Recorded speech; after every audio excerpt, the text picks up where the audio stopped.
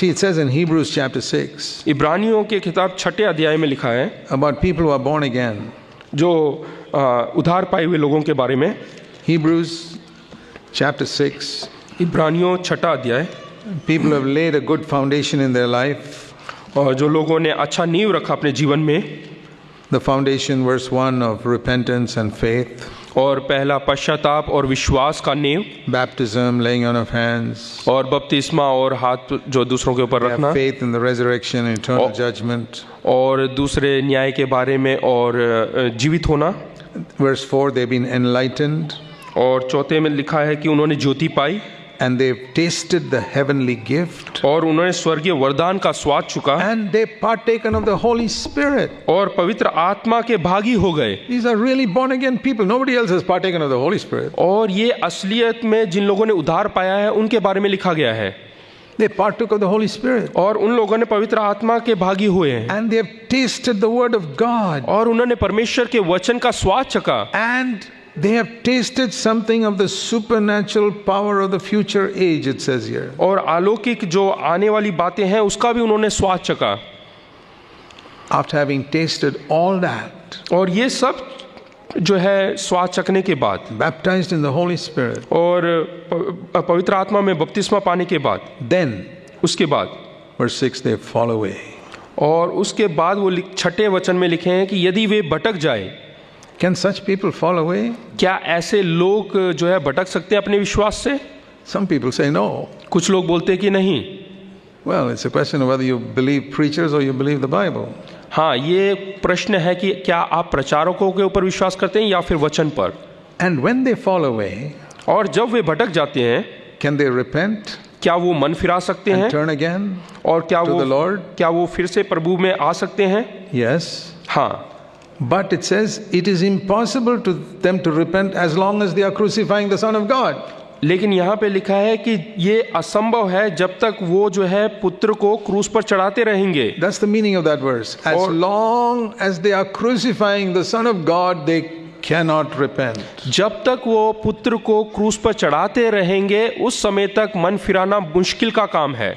God wants all men to repent. परमेश्वर चाहते हैं कि हर एक व्यक्ति मन फिराएं। And at any time, no matter how much you have fallen away from God, you can repent. चाहे आप परमेश्वर से जितना मर्जी दूर हो जाए, परमेश्वर चाहता है कि आप वापस लौटें। Because the Holy Spirit is always working on people to turn from sin. क्योंकि पवित्र आत्मा हमेशा कार्य करता रहता है लोगों के ऊपर कि लोग मन फिराकर वापस आएं। But here is the one place in Scripture where it says it is impossible for them to repent. लेकिन यहाँ एक अध्याय वचन में लिखा है कि ये अनहोना है करके। It's the only place where it says it is impossible for some people to repent. यही एक ऐसा जगह है जहाँ पे लिखा है परमेश्वर ने कि अनहोना है कि एक बार विश्वास में आने के बाद पश्चाताप करना। What it says is it is impossible for them to repent as long as they are crucifying the Son of God. और ये तब तक अनहोना है जब तक वो पुत्र को क्रूस पर चढ़ाते रहेंगे। What does that mean? इसका अर्थ क्या है? It's what I just said earlier. यही मैंने पहले बताया है। That our sin crucified Jesus Christ. कि हमारे पापों ने प्रभु यीशु मसीह को क्रूस पर चढ़ाया है। Not the Roman soldiers. रोमी जो है सैनिकों ने नहीं। It was not the Pharisees. और फरीसियों ने नहीं। It was my sin. ये मेरे पापों ने उसको क्रूस पर चढ़ाया है। Which I am committing in the 21st century. जो मैं 21वें शताब्दी में करता हूँ। Which God could see from eternity. जो कि परमेश्वर ने आरंभ से ही देख लिया। See, the sin I am committing now, God is not seeing it now. और जो पाप मैं आज करता हूँ वो परमेश्वर आज नहीं देखता।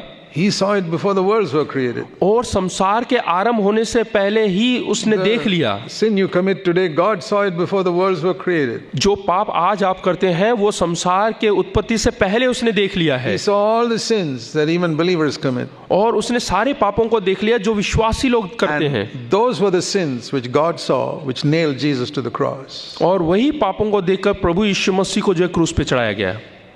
You know how the Pharisees taunted him, if you're the Son of God, come down from the cross. किस प्रकार से फरीसियों ने प्रभु यीशु मसीह को देखकर मजाक उठाया, अगर जो तू परमेश्वर का पुत्र है तो क्रूस से नीचे उतर कर आ। They were blind. वो अंधे लोग थे। They thought with those nails nobody can come down. और वो ऐसे सोचते हैं कि कील टुके हुए हैं इसलिए वो वापस नीचे उतर कर नहीं आ सकते। Those nails could never hold him. They didn't know that. वो जो कील है वो किसी को रोक नहीं सकता करके वो नहीं जानते। What they could not see is that my sin was there holding him to the cross. और जो वो देख नहीं पा रहे थे वो ये है कि मेरे पाप जो कि मेरे पापों की वजह से वो वहां पे टंगा हुआ था। the day you see that, और जिस दिन आप ये देख लेंगे, it will completely change your attitude to sin like it changed my attitude. और उसी प्रकार से जो है आपके मनोभाव को बदल देगा जिस प्रकार से मेरे अंदर के मनोभाव को, विचारों को बदला था। I was born again and a believer for 16 years before I realized these truths. और मैं विश्वासी था और 16 साल से विश्वास का जीवन जी रहा था जब ये सच्चाई को समझने से पहले। All I knew is, like most believers, my sins are forgiven, I'm on my way to heaven. और सब विश्वासी जैसे विश्वास करते हैं वैसे कि मेरे सारे पाप क्षमा हो गए और मैं स्वर्ग की मार्ग की ओर हूं। I lived this endless cycle of sinning, repenting, forgiven, sinning, repenting, forgiven, again and again and again. और मैं उस पहिए की तरह जीवन जी रहा था कि मैं पाप करता था, फिर मन फिराता था, फिर मैं वापस आता था, फिर पाप करता था। इस प्रकार का जीवन जो है एक के बाद एक मैं कर रहा था, दोहरा रहा था। Get angry, मैं क्रोधित होता था, feel sorry, उसके बाद मैं माफी मांगता था, repent, उसके वापस आता ask था, forgiveness, माफी मांगता था, get angry again next day, फिर अगले दिन फिर क्रोधित होता था, and again ask forgiveness, फिर माफी मांगता था and get forgiven, और माफ and again हो जाता था। next day and next week and next year. फिर अगले दिन, अगले महीने, अगले साल ऐसे ही करता रहता था। It's like these children who go on a merry-go-round. You keep moving, moving, moving, they're always in the same place. और जो गोलाकार का झूले में जो बच्चे घूमते हैं उसी प्रकार से मैं घूमता जा रहा था। Most believers live like this. और ज्यादातर विश्वासी लोग ऐसा ही जीवन जीते हैं। Or it could be lusting with their eyes, और अपनी आंखों की अभिलाषा, repent, उसके बाद माफी ask मांगना, forgiveness, फिर माफी ले लेना, again do the same thing, फिर से वही करना, year after year after year. साल भर साल के बाद वैसा ही दोहराते रहना। Have an unforgiving attitude towards somebody. और ऐसा जो कि हम माफ नहीं करते हैं दूसरों को, Sometimes they never even repent of it. और फिर उसको उसके बारे में पश्चाताप भी नहीं करते। But sometimes they hear that if you don't forgive others, you'll go to hell. और कभी कभी वो प्रचार में सुन लेते हैं अगर जो हम दूसरों को माफ नहीं करते तो हम नरक में जाएंगे। Then they get scared and they repent. फिर वो डर जाते हैं और And ask, पश्चाताप करते हैं they forgive and ask God to forgive them. और उसके बाद माफी मांगते हैं, परमेश्वर से कहते हैं माफ कर। But couple of years later, they've forgotten it. They're back again to the same circle. और कुछ सालों के बाद वापस उसी स्तर पे आ जाते हैं वो लोग। Why is it like this with so many believers? ऐसे कई सारे विश्वासियों के साथ क्यों होता है? Why is it so many believers would be ashamed if others could see their private life? और कई बार जो है दूसरे विश्वासी लोग उनके जीवन को देखें तो शर्मनाक हो जाएंगे। For many years in my life as a believer, I was ashamed if anybody saw my private life. और मैं खुद शर्मिंदा होता था अगर जो दूसरे विश्वासी लोग मेरे जीवन को देखें। कई सालों तक मैंने ऐसा जीवन My जिया, thought life. मेरा सोच विचार। But by God's grace, I'm not ashamed today. लेकिन परमेश्वर की अनुग्रह से आज मैं शर्मिंदा नहीं हूँ। Anybody can see my thought life or how I live at home or how I handle money, anything. और आज कोई भी मेरी जांच पड़ताल कर सकता है कि कैसे मैं लेन देन का काम करता हूँ, कैसे मैं अपना जीवन जीता One हूँ। thing एक बात है, caused it, and that was I saw that my sin nailed Jesus to the cross. और इसका कारण यह है कि मैंने देखा कि प्रभु यीशु मसीह को कील से ठुका गया क्योंकि मेरे पापों की वजह से। As long as I was as long as I was crucifying the Son of God, I could not really repent. I would say I repented, but didn't really repent. और जब तक मैं पुत्र को क्रूस पे चढ़ाता रहूंगा मैं कहूंगा कि मैंने पश्चाताप किया, लेकिन सचमुच में मैंने पश्चाताप नहीं किया। Have you ever thought about this? What क्या- it means to crucify the Son of God? क्या आपने कभी इस वचन के ऊपर ध्यान दिया है कि परमेश्वर के पुत्र को क्रूस पे चढ़ाने का अर्थ क्या है? This is what it means. I hope you understood today. और यही उसका अर्थ है। मैं विश्वास करता हूँ आप लोग समझ गए। See Hebrews chapter 10. इब्रानियों 10 It speaks here about verse 26, those who go on sinning willfully after coming to the knowledge of the truth. और यहाँ पे जानबूझकर बार बार पाप करने के बारे में, जो कि सच्चाई को पहचान चुके हैं उसके बाद करने वालों के बारे में लिखा है। There is a difference between accidentally sinning and willfully sinning. वहाँ पे फर्क है दुर्घटनावश पाप करना और जानबूझकर पाप करने में। You know, like very often when we get angry, it is not something planned. It is just suddenly we couldn't control ourselves and lost our temper. हम कई बार क्रोधित हो जाते हैं, ऐसा नहीं कि हमने सोच विचार करके क्रोधित हुए हैं, वो अचानक से हो जाता है, दुर्घटनावश हो That जाता is है। a sin, but it's not as serious as where you deliberately plan and scheme, I'm going to go and speak these words to this person. और ये पाप तो है, लेकिन ऐसा नहीं कि जैसे कि हम जानबूझकर उसकी योजना बनाकर मुझे ये बात करना है करके सोच विचार करके करते हैं। Both are anger, but one is planned, schemed, much more serious. दोनों तो पाप हैं, लेकिन एक में क्या है, हमने योजनाबद्ध जो है किया है। So here it says, if we keep on sinning willfully, यहाँ पे लिखा है अगर जो हम जानबूझकर पाप करते रहते हैं, then तो there is no more sacrifice for sin. तो उन पापों के लिए फिर कोई बलिदान बाकी नहीं। Because what have you done? क्यों? यहाँ पे हमने क्या किया है? Verse 29, 29 में लिखा you है, have trampled underfoot the Son of God. उन्होंने परमेश्वर के पुत्र को पांव से रोंदा है।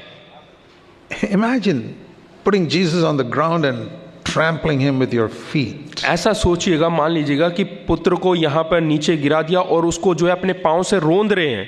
Jesus, Yeshu Masih, would you ever think of trampling Jesus under your feet? क्या आप कभी सोच सकते हैं कि पुत्र को, परमेश्वर को, प्रभु यीशु मसीह को अपने पांव के तले रोंदना? You say, oh, I'll never do that. हम बोलेंगे नहीं, मैं ऐसा नहीं कर सकता। But it says that's what you do when you sin willfully. और यहाँ पर वही चीज लिखा है, जब आप जानबूझकर पाप करते हैं तो ऐसा ही करते हैं। Not when you sin accidentally. That's, like accidentally you step on somebody's foot. जब आप दुर्घटनावश कर देते हैं, किसी के अचानक से किसी के पाँव के ऊपर पाँव रख देते हैं, ऐसा नहीं। There is a difference between accidental sin and willful sin. वहाँ पे भिन्नता है दुर्घटनावश पाप करना और जानबूझकर पाप करने में। Very serious to sin willfully. और बहुत ही भयंकर है हम अगर जो जानबूझकर पाप करते हैं, scheme and plan and go and sin. योजना बनाकर जाकर पाप करना। That's like scheming and planning a murder and going and killing somebody. इसका अर्थ है कि हम योजना बनाकर किसी का खून करने जा रहे हैं। It's very different from if you're accidentally run over somebody in the road and he dies.